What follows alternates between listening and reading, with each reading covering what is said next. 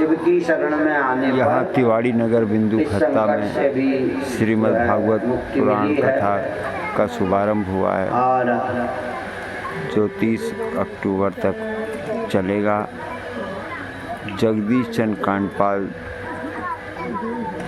जी के आवास पर यह भागवत पुराण का आयोजन किया जा रहा है। के लिए करदम जी ने भी तपस्या देखिए भागवत कथा पुराण कथा का सृष्टि विस्तार का ही प्रसंग आगे चलता है, चल रहा है।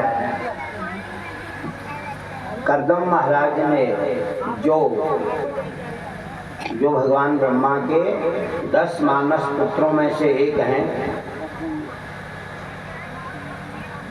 क्रतु अंगिरा पुलह पुलस्त्य और मरीचि कश्यप, ये सब कुल मिला के 10 प्रजापति, देवर्षि नारद जी सहित दक्ष प्रजापति सहित 10 हैं। इन 10 मानस पुत्रों में से करदम महाराज गृहस्थाश्रम को स्वीकार करते हैं और इनके अलावा अन्य 8 मानस पुत्रों ने भी गृहस्थाश्रम को महत्व दिया। केवल एक नारद जी को छोड़कर बाकी सब सदगृहस्थ में ही गए हैं।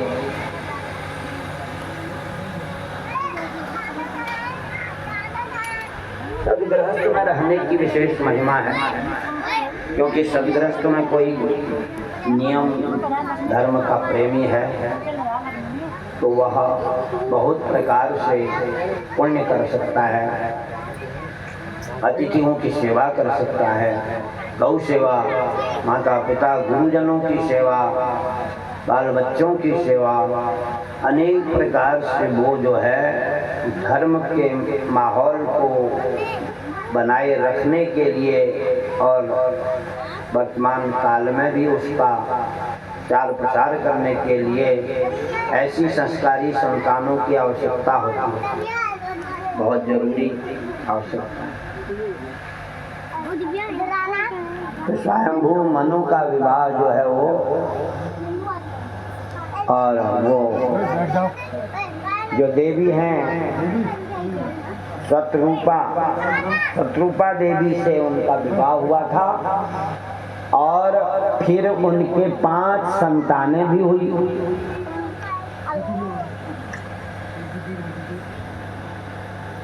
5 संतानों में देवहूति नाम की कन्या मजली कन्या थी, 2 पुत्र थे, 3 कन्याएं थी। 2 पुत्रों में बड़े प्रियव्रत छोटे उत्तानपाद थे और पुत्रियों में सबसे बड़ी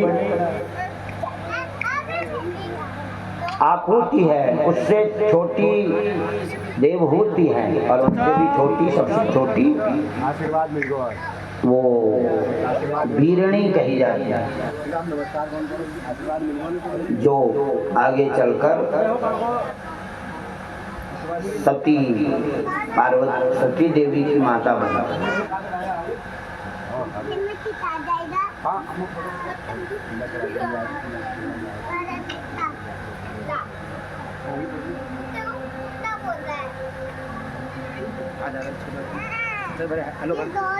मनु और करदम,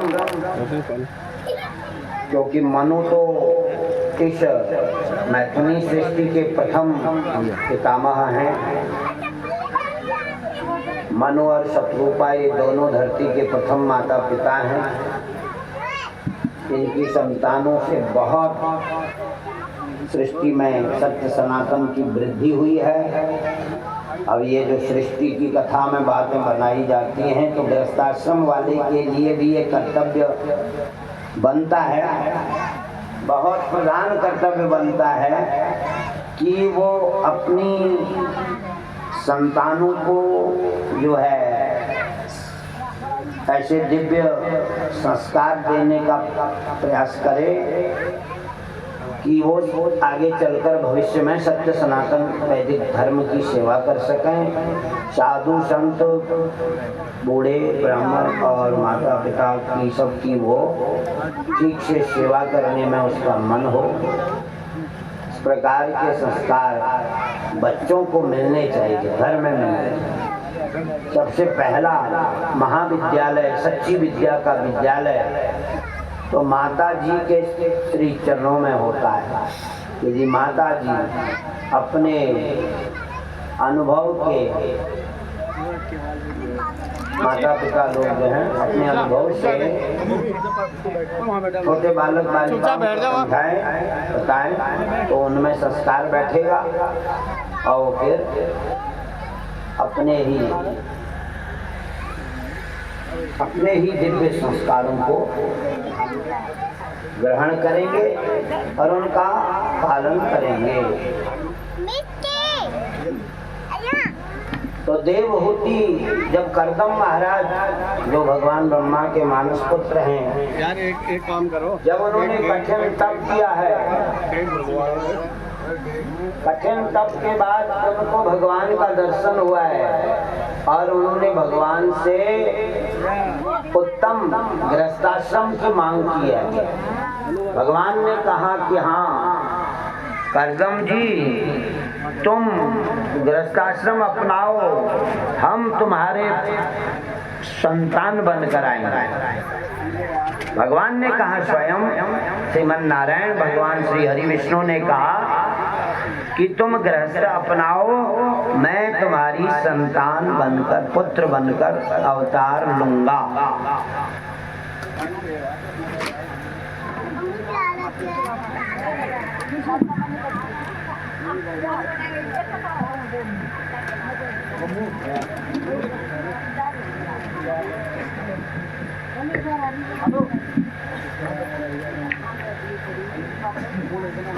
जब भगवान ने ऐसा आश्वासन दे दिया, तब कर्दम जी ने विवाह करना स्वीकार किया।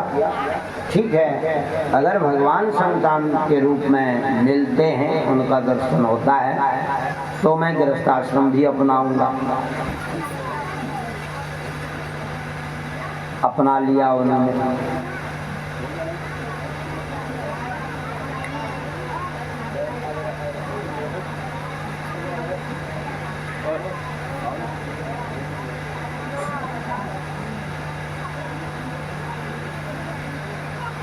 गृहस्थाश्रम अपनाने के लिए भी कर्दम जी ने क्या किया?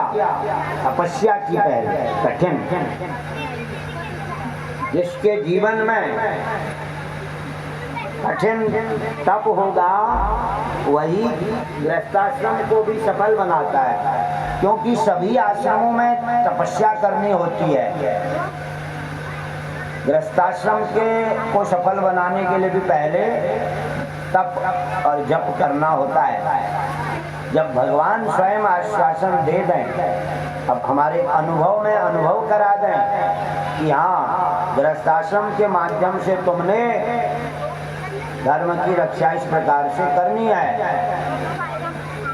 सत्य सनातन की संतानों की संख्या बढ़ानी है और उनको संस्कार भी देने हैं, ये गृहस्थाश्रम में तपस्या कही जाती है।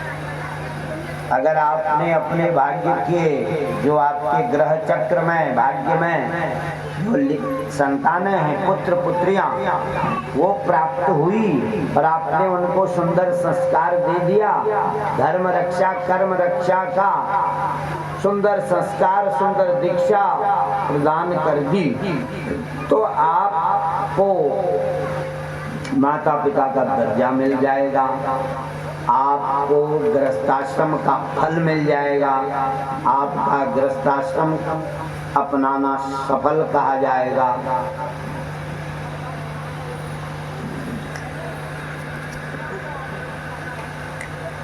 कर्दम महाराज जो हैं तपस्या करके लौटे हैं, अब उनका विवाह होना है। ये बिंदु सरोवर कहा जाता है, वहीं तप किया था कर्दम महाराज ने, और उनके पास भगवान वहाँ पहुँचे थे, श्री विष्णु भगवान, और उनके शरीर को जो तपस्या के कारण जर्जर हो गया था उसको पुनः नया बनाया था अपनी करुणा से। और कहते हैं कर्दम जी ने इतनी कठोर तपस्या की थी कि जब भगवान दर्शन आकर देने आए, उन्होंने कर्दम जी को देखा, हड्डी का ढांचा बढ़ गया था, तो कहते हैं भगवान भक्तवत्सल हैं, हमारे भक्त को इतना कष्ट मिला, इसके लिए भगवान के आंसू टपकने लगे और वहीं बिंदु सरोवर बन गया, परम पावन बिंदु सरोवर बन गया वहाँ। फिर भगवान ने कर्दम ऋषि के शरीर पर दृष्टिपात किया और इससे जो है उनका शरीर हृष्टपुष्ट और स्वस्थ हो गया।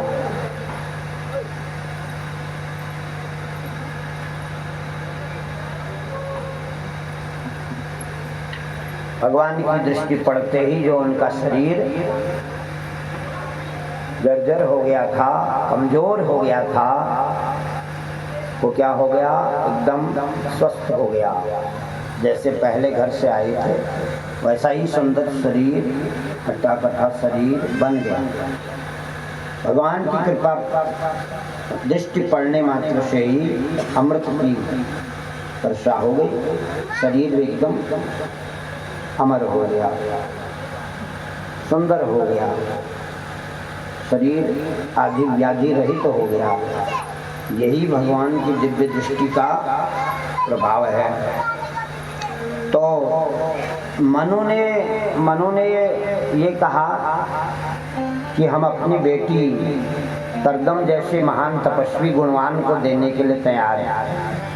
पहले ऐसी सुंदर शिक्षा दीक्षा थी तो बालिकाओं में भी ये संस्कार रहता था कि जो भगवान का भक्त हो, बहुत अच्छा पंडित हो, विद्वान हो और जो है माता पिता गुरुजनों की सेवा करने वाला भगवान का भक्त हो, वही हमें पति के रूप में प्राप्त हो। उसके लिए कन्याएं भी तपस्या करती थी कि ऐसा तपस्वी गुणवान पंडित का मतलब सद्बुद्धि वाला, उत्तम बुद्धि वाला, आस्तिक बुद्धि वाला, तपस्वी स्वभाव वाला, ऐसे महान भक्त को ही पंडित शब्द से कहा जाता है। वैसे पंडित का अर्थ कोई यहाँ पर वो कास्ट से नहीं है, बल्कि मतलब कोई जाति परक अर्थ नहीं है, बल्कि उसका अर्थ है कि जो जिसकी बुद्धि भगवान के चरणों में लगी रहती है, जिसकी बुद्धि में भगवान सदा विराजते हैं, जो ऐसी निर्मल बुद्धि वाला है, वह उसको कहते हैं क्या, पंडित। जो सत असत का भी विचार करने में समर्थ है, जो पात्र कुपात्र का विचार कर सकता है, जो धर्म अधर्म का विचार कर सकता है ठीक से। तो इस प्रकार जो सक्षम है, विद्वान है, पढ़ा लिखा होने के साथ ही साथ बड़ा आचरणवान है, वो पंडित है। पंडित शब्द का भी बहुत सुंदर अर्थ किया। तो मनु महाराज की जो 3 बेटियां हैं, 3 में से मझली बेटी का विवाह कर्दम महाराज से होता है। प्रियव्रतो तान पदो स्वसेयं दुहिता ममा, स्वसेयं दुहिता ममा, अन्वेच्छति पतिं युक्तां वयशील गुणादिभिः।